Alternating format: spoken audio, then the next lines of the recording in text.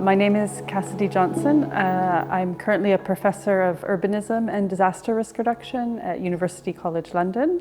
And I started in 1999 in the minimum cost housing group and graduated in 2000.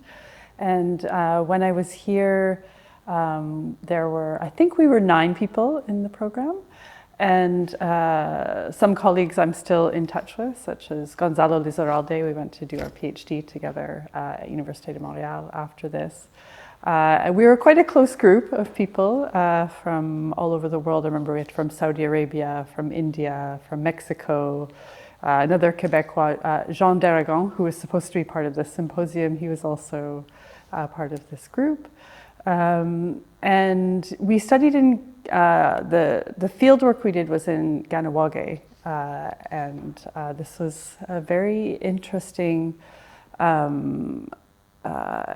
exploration into the housing situation of this Indigenous group who lived on the outskirts of Montreal, and I think looking at sort of the differences in the kind of the housing quality we looked at, as well as a lot of political issues, which were quite different than they are now, I think, in Canada. But yeah, and when I was there, I did my dissertation or thesis. I think it was called a thesis. I can't remember what it was called at the time, but I did that looking at.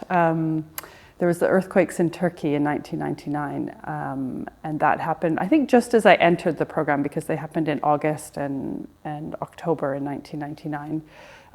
So I was really interested in how people would get access to housing after this massive earthquake event. It was really, really a big event. I think there were 300,000 houses destroyed.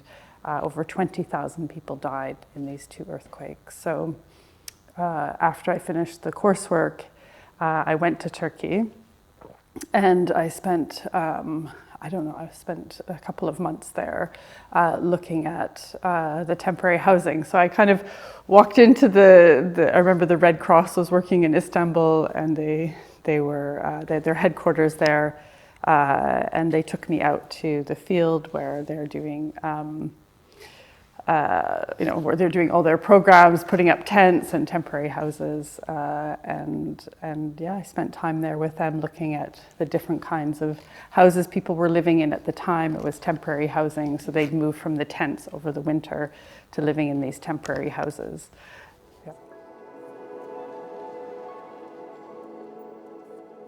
Like this one, for example, that's looking at the spaces that are used for doing different kinds of livelihood activities. Basically, this is production, and the kind of production that will be done in informal settlements, such as basket weaving, building wooden crates, making bread, and I like this one with the rope. I don't know what they're doing with the rope there, but it's very interesting to see the amount, sort of the kinds of spaces that it uses, and I think that's the reason that a lot of these informal settlements have grown up organically has to do with the ability of people to do these small industries there and to sell their goods and things like that. So I think this is a very good observation of that.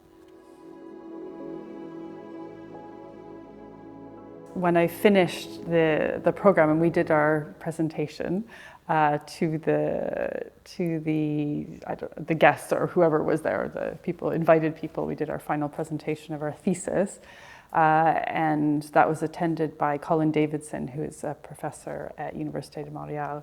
And there he was at the presentation. I think he'd been working a bit with Gonzalo over the year, and he invited me to come and do a PhD with him, and so that was